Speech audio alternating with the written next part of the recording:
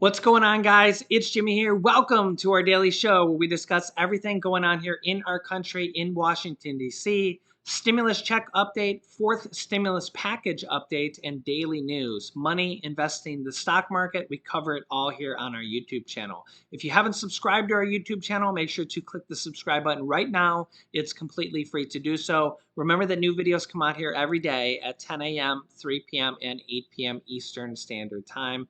And as always, thanks for hitting the like button for us as well. You guys are amazing. We got a lot to talk about here today. We're also going to talk about several different stimulus sets of money and stimulus checks coming out here as well. I'll show you it right here on the screen so you can see it with your own eyes. We got a lot to talk about, so let's jump right in. Experts are worried about the new Omicron variant 2.0, also known as the BA.2 variant, which is more contagious than the original Omicron variant and is already in the US. That's right, check this out. Thousands of people test positive every day for the virus, and a small but growing fraction of them are for the more contagious Omicron variant BA.2. As Omicron surge continues to decline in the US, infectious disease experts are keeping a close eye on the even more contagious variant that could once again foil the nation's hope for getting back to normal. This variant, known as BA.2, is a highly contagious strain that appears to spread even more easily, about 30% more. This variant quickly overtook the original Omicron variant in South Africa and other countries, has even caused the second Omicron surge now in Denmark as well. Researchers have been bracing for this to potentially happen in the US as well. Quote, a lot of us were assuming that it was going to quickly take off in the US, just like it was doing in Europe, and become the new dominant variant, which it has not done yet, says Nathan Gruba, an associate professor of epidemiology from Yale School of Public Health. BA.2 now has been found coast to coast and now accounts for 3.9% of all infections nationally, according to the CDC. It appears to be doubling fast. If it doubles again to 8%, that means we're into the exponential growth phase, and we may be staring at another wave of this virus coming in the US. So the question here is, are we going to have another massive spike like this, or even anywhere close to it? Remember, we had days where we were over 1 million cases here. We also had a day where we were at 1.4 million cases, somewhere around here. I can't find the exact date. Yeah, here it is, January 10th, 1.433 million people infected in just one day. And remember, that's only the people that actually went to an official testing facility. That's not even including people that used an at-home test, and we know a lot of people use those, or people that didn't even go get tested. And that's just in one day. Just in one day. And it's crazy. It's crazy. And remember that deaths are still right now near an all-time high. We had days of over 3,000 per day. Just a few days ago here, average of 2,500 per day. Still right now. So yeah, it's just the question is, are we going to have another wave here? That's kind of the question here. You can let me know your thoughts here. Do you think it's over, or do you think we're going to do this all over again? Or do you think we're going to have another variant sometime in the future and do this all over again? Yeah. And in addition to that, we're still dealing with, we're dealing with the pandemic, we're dealing with inflation, we're trying to come out of this economic recession, we're dealing with inflation and wage growth, and the problem is that the cost of living adjustment, Social Security, and people were struggling. Just so many people are struggling right now economically. Here's what Senator Bernie Sanders had to say. Check this out. Today, nearly 40 million Americans live in poverty, and tonight, almost 600,000 people will be sleeping out on the streets or in homeless shelters. They have no apartments, no places in which to live. And here's an important fact to remember. In our country today, the average worker is making $42 a week less than he or she made 49 years ago. In other words, when you try to appreciate the anger that exists in this country, the discontent, it has a lot to do with the fact that the average American worker is worse off in terms of real inflation, weekly income, than was the case 49 years ago. And think about that. Think about how crazy that is. Think about all of the increase in technology and productivity that we have seen, where workers today are producing a lot more than they used to because of the new technology, and yet, because of a huge transfer of wealth and income, they are worse off than they were in 1973. Half of the people in our country today are living paycheck to paycheck, and tens of millions are an accident, a divorce, an illness, or a layoff away from economic devastation. In America today, we remain the only major country on earth not to guarantee health care as a right. And the result of that is we have a system in which over 80 million Americans are uninsured or underinsured, and tens of thousands die each and every year because they don't get to a doctor when they should. While many public schools throughout our country lack the resources to adequately educate our young people or pay their teachers the wages those teachers deserve, at the same time, we are the most heavily incarcerated nation on earth. We've got more people in jail than any other country. Meanwhile, 45 million Americans who did go to college, they saved up, they went to college, they are now drowning in $1.8 trillion in student debt. And I talk to those nurses and workers every day who say, Bernie, we've got to do something, because every month I'm paying hundreds and hundreds of dollars in student debt.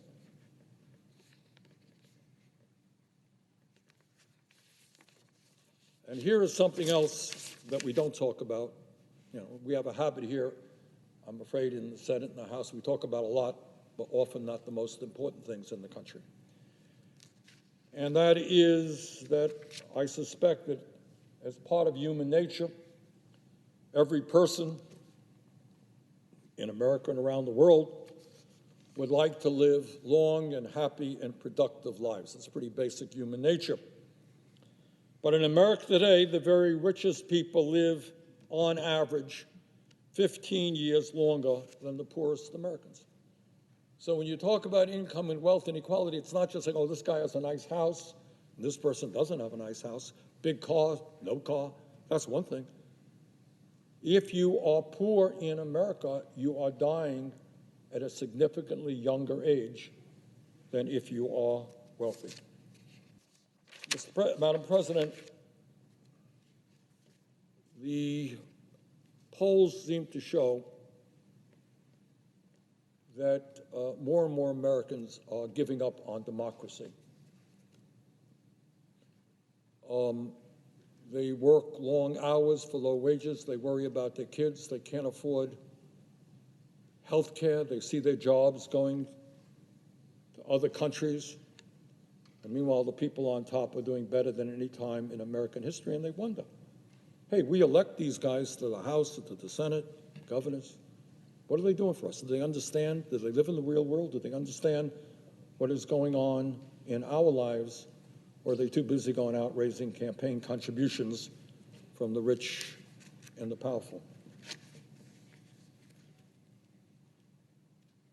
I believe, Madam President, that the time is long overdue for the Congress to start addressing the needs of the American people. And I know it is a radical idea to suggest that maybe, just maybe, we should do what the American people want and not what wealthy campaign contributors want. When 83% of the American people want us to lower the cost of prescription drugs, you know what? Might be time for the Senate to do that. When 84% of the American people know there is something wrong with elderly people can't afford dental care, hearing aids, or eyeglasses, 84%, maybe, just maybe, we may want to expand Medicare to cover those basic health care needs. When overwhelming numbers of the American people know that it is beyond absurd that some billionaires in large profitable corporations don't pay a nickel in federal income tax, maybe, just maybe, we might want to change our tax system so that the rich and the powerful start paying their fair share of taxes. When 76% of the American people understand that our home health care system is a disaster, that many elderly people and disabled people would rather stay home rather than be forced into a nursing home, maybe we should expand home health care.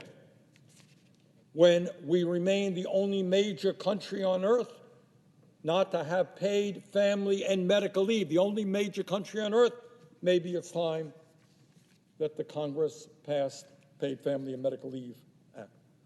When we have a dysfunctional child care system in which in my state, not different around the country, working parents are paying 25%, 30% of their income for child care so they can go to work, maybe we should reform our child care and pre-K system so that it is affordable to all parents in this country. And maybe, I know this is another radical idea, piece in the paper today about the impact of climate change. Sea level is going to rise by a foot in the next few decades. We're looking at drought, floods, extreme weather disturbance. Here's a really radical idea, Madam President. Maybe at a time when the scientists tell us that it is questionable in terms of the kind of planet we're going to leave our kids and future generations, whether or not it is going to be habitable or livable. I know it's a radical idea. A lot of fossil fuel money coming into this place. But maybe, just maybe, we stand up to the fossil fuel industry and tell them their short-term profits are not more important than the future of this planet. So, Madam President, we have a lot of work to do. I'm not sure that we will do it. I'm not sure that members of Congress have the willingness or the courage to stand up to the powerful special interests who control the economic and political life of this country. But this I will say, if we do not do that, in terms of the economy, in terms of climate, in terms of health care, in terms of education, future generations will look back at this Congress and say, where were you? Thank you, Madam President. Yeah, so let me know your thoughts on what Senator Bernie Sanders has to say. Do you agree? Disagree? Let me know your thoughts down below in the comments. All right, next up, stimulus update. One state, I got a couple more here too for you as well right after this. One state is stepping up with stimulus funds for these three groups here. This just came up here yesterday as part of our daily research, or just, the article came out yesterday, but we just found it here today. Here are the three groups. If you're a member of one of these three groups, you may be in for state-funded assistance. New York Governor Kathy Hochul has been in office for less than 6 months, but the state's former lieutenant governor has hit the ground running. In lieu of, quote, thoughts and prayers, she's instead sending out money to groups of people. Number one, to multi-generational households. In April, ODTA will issue a one-time stimulus payment, $730 payment to any households that fit the following criteria. Enrolled in SNAP or public assistance has one household resident that must be 55 or older and a child that must be 17 or younger. I believe you have to have both. So this will be a one-time $730 stimulus payment for 26,000 families are expected to receive this additional assistance. Um, I don't even know what you call this. I guess a multi-generational household payment, $730 in New York. Okay, so that's the first one. The second one, families with young children, ODTA will also issue a one-time payment to families who receive SNAP benefits and have a child under age. Okay, uh, that's all the information that's here. Families, number three, families will receive $140 to help offset the cost of diapers. The state expects this program to help 150,000 children statewide. If you fall into any of these categories, Google these programs and you'll probably find more information on these. Number three, domestic violence survivors. The governor's office says that this has risen by 45%, and they plan to provide $21.4 million to these providers. This fund is earmarked to help survivors cover the expense of relocation, including rent, utilities, and repairs needed for their new homes. All payments will be issued to the recipient's electronic benefits transfers account. There are other initiatives in New York as well. Here's a sample of other newly launched initiatives.